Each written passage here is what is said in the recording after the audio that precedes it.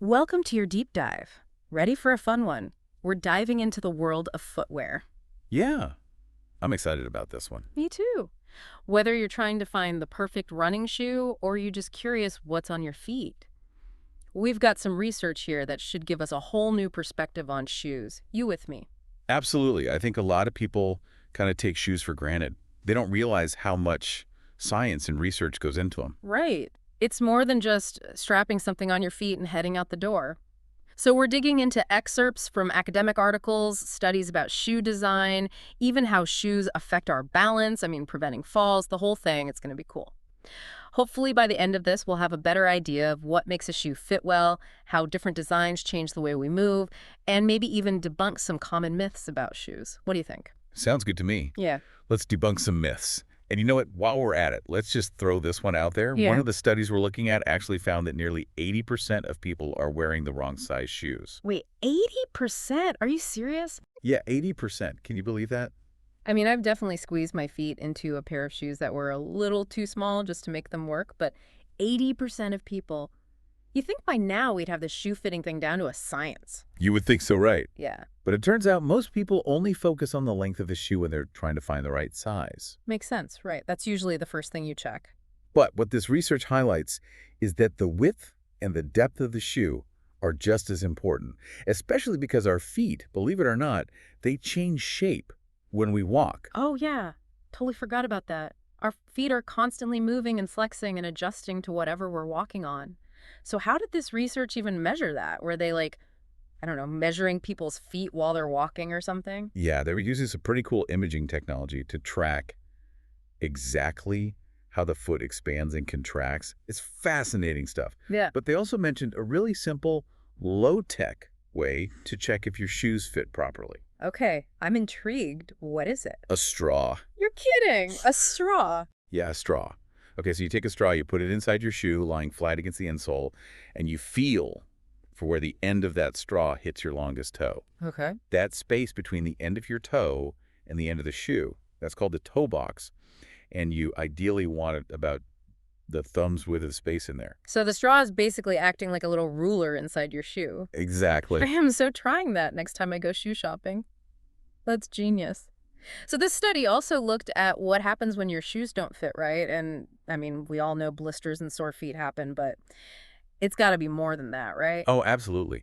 This research actually found a connection between poorly fitting shoes and some, I don't know, I guess you could say some unexpected problems. Like what? What kind of problems? We're talking everything from an increased risk of falls to chronic foot pain. Wow. I Yeah. did not realize it was that serious. Yeah, and even more serious conditions like neuromas. Neuromas, that sounds painful. What is that exactly? So imagine you've got a pinched nerve, but it's happening between your toes. That's basically what a neuroma is.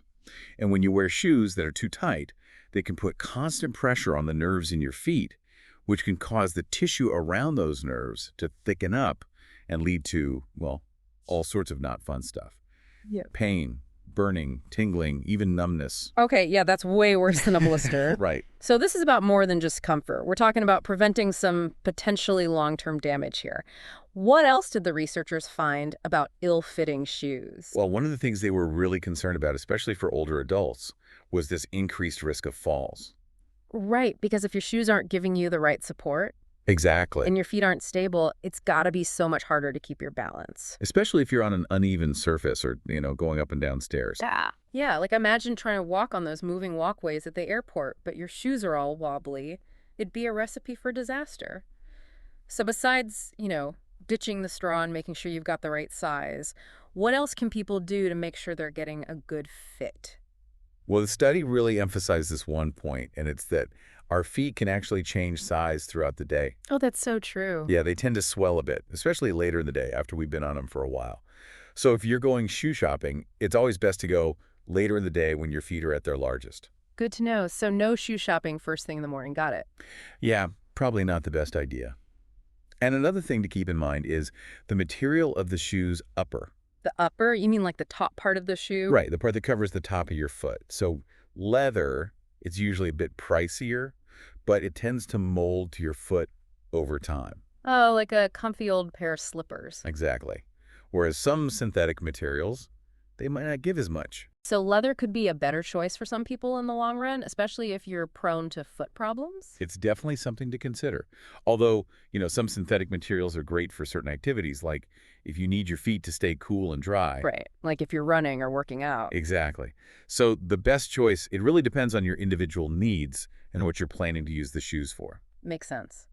And speaking of the purpose of a shoe, this article also delves into this thing called the last, which is essentially the foot-shaped mold they use to make a shoe. Right, the last. And it turns out it's not just about looks. Not at all. Who knew? So what difference does the shape of the last actually make? Well, it can actually influence a bunch of different things. How well the shoe supports your foot, even how it affects the way you walk or run, your gait.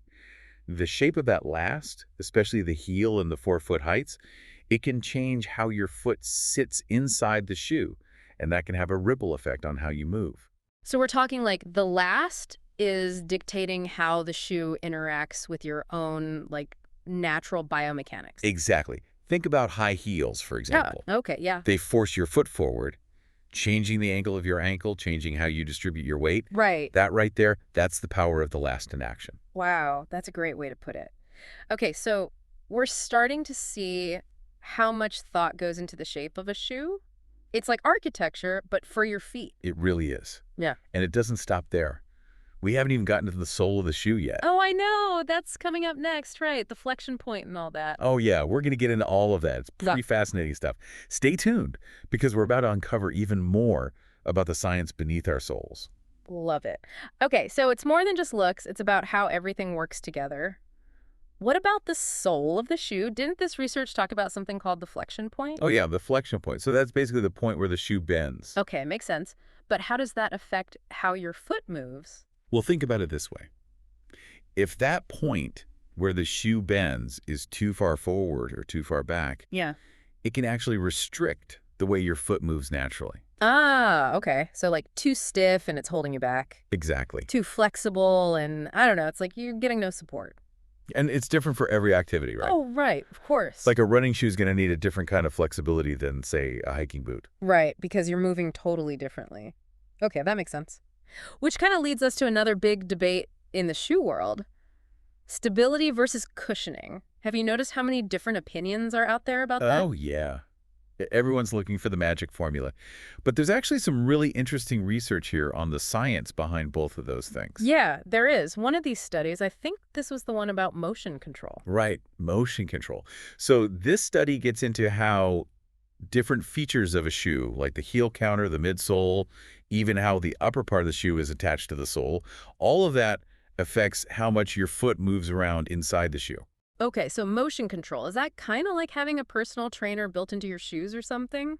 In a sense, I guess you could say that. Keeping your feet in check. Exactly. They actually developed a scoring system for how well a shoe controls the motion of your foot. Oh, wow, they took it seriously. They weren't messing around.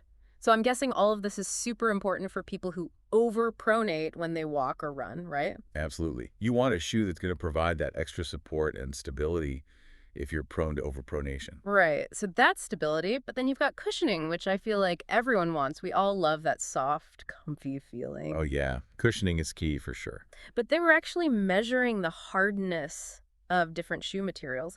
They were using this tool called a durometer, which I'd never even heard of before. A durometer. That's a good one. I know, right? Sounds kind of scary. But anyway, what they were looking at was how much cushioning is too much cushioning. Right, because you think more cushioning is always better, right?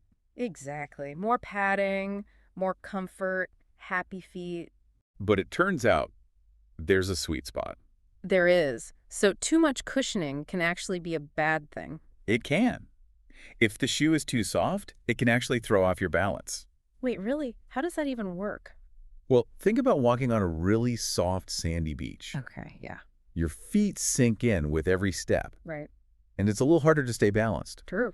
It's kind of the same idea with shoes. If there's too much cushioning, it can create this weird perceptual illusion where your brain isn't getting accurate information from your feet about what type of surface you're walking on. So it's like your feet and your brain aren't talking to each other properly. Exactly. They're not on the same page. Wow, I never would have thought of it like that. Which makes me think, how does all this affect, performance? Like, if you need to be quick on your feet, does cushioning help or hurt?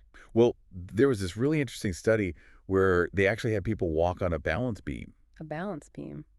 Okay, now I'm picturing scientists in lab coats with clipboards judging people's balance in sneakers. It probably looks something like that. I love it. So what did they find? Well, they had people walk on the balance beam barefoot, and then they had them try it wearing different types of shoes, some with thicker soles, some with thinner soles, and what they found was that the people who wore the shoes with the thicker, softer soles, they were actually more likely to fall. No way. The softer shoes made them more likely to fall. That seems counterintuitive. Right. It's that same idea of the brain not getting accurate information from the feet Yeah. because of that extra cushioning. Wow. So basically, it's harder for your brain to make those tiny adjustments you need to stay upright when you're walking on something unstable. Exactly. So what's the takeaway here? If we're not just going for max cushioning, what should we be looking for in a shoe, especially if we need to be, light on our feet, whether it's for athletics or just like navigating daily life without tripping over ourselves? Well, I think the big takeaway is that there's no one-size-fits-all answer. Right, of course. Every foot is different. The best shoe for you is going to depend on your needs, your activity level, even just your individual foot type. But knowing a little bit about, fit and materials and design, it can help you make more informed choices. So we're not just slaves to whatever the shoe companies are putting out there. Exactly. You have the power to choose what's best for your feet. And now, are you ready to step into the future? Because we're talking smart shoes. Smart shoes. Okay, this is where it gets really futuristic. We've gone from worrying about blisters to what, shoes that can like think for themselves? Well, not quite thinking for themselves, but close. We're talking about shoes with built-in sensors that can track your every move. Okay, that's both amazing and a little creepy. I know, it's like something out of a sci-fi movie, right? It totally is. But on a serious note, what kind of potential do these smart shoes actually have? I think the potential is huge. I mean, for starters, they could revolutionize rehabilitation. Rehabilitation, how so? Well, there's this one study that talked about using pressure sensors in shoes. And these sensors would be connected to an app on your smartphone. Okay. And let's say you're recovering from an injury and you're having to relearn how to walk. Right. This app would be able to tell if you're putting too much weight on one side, and it could actually help you correct your gait in real time. Wow, that's incredible. So it's like having a physical therapist with you 24/7. Exactly. Okay, that's amazing. What else can these sensors do? Oh, I mean, the possibilities are kind of endless. They can track all the usual stuff, your steps, how far you've walked, even how many calories you've burned. Oh, okay. So no more needing a fitness tracker. Your shoes are doing it all. Exactly. Love that. And for runners, imagine shoes that can analyze your running form and then give you feedback on how to, I don't know, improve your stride length or something like that. That would be amazing. It's like having a personal coach right there on your feet. But with all this data that our shoes are collecting about us, is there any concern about privacy? I mean, I don't know. It just seems like we're giving away a lot of personal information. Yeah, that's a valid concern for sure. Yeah. And it's something we need to be thinking about as this technology continues to develop. Because as cool as it would be to have shoes that can, like, analyze our every move, Right. we also need to make sure that information is being used responsibly. Absolutely. You want to make sure your data is not running off without you. Exactly. But speaking of things that are running, one of the coolest things I read about with this smart shoe technology is how it can help prevent falls, especially in older adults. Yeah. Now that's an application that could really make a difference in people's lives. Imagine if your shoes could actually detect that you're stumbling and then, I don't know, send an alert to a loved one or even do something to help break your fall. Some researchers are even working on shoes with built-in airbags that could inflate and cushion a fall. Shut up. Are you serious? That's incredible. Yeah, it sounds crazy, but it's true. It's amazing how far we've come from just trying to keep our feet warm and dry. I know, right? So we've gone from basic protection to what? Fall prevention. What else are they working on? What's next? It's like we're living in the future already. So from preventing falls, where do we even go from there? What else is next for these like super powered shoes? Well, one thing researchers are really excited about is customization. Customization. Okay, how does that work? So imagine a shoe that could actually adjust its cushioning or support depending on who's wearing it. So like it knows if you need more arch support or... Exactly. Or if you're running on a trail versus a treadmill. Whoa, that would be amazing. Right. It could even adjust to the weather. So if it's raining, your shoes could become more water resistant. Okay, now that's just next level. Shoes that can adapt like that would be incredible, Yeah. especially for people who have specific needs or like athletes who are training in all kinds of conditions. Exactly. So we've gone from like basic protection for our feet to shoes that can predict and prevent falls to shoes that can like change their whole personality depending on what we need them to do. And it all goes back to that idea of understanding the science behind footwear. Right. It's more than just fashion. It's about like using technology to enhance our lives and keep us moving. And it's only going to get more advanced from here. It's true. Well, I've got to say, my mind is officially blown. I thought I knew a thing or two about shoes before this, but this deep dive has been eye-opening. It's amazing what we can learn when we take a closer look. It really is. So to all our listeners out there, next time you slip on a pair of shoes, take a second to think about the design, the materials, all the cool science that went into making them. It's more than just a shoe. It's like a masterpiece of engineering and human ingenuity. And who knows what incredible innovations are coming next. Thanks for joining us on this deep dive into the world of footwear. My pleasure. Always fun talking shoes.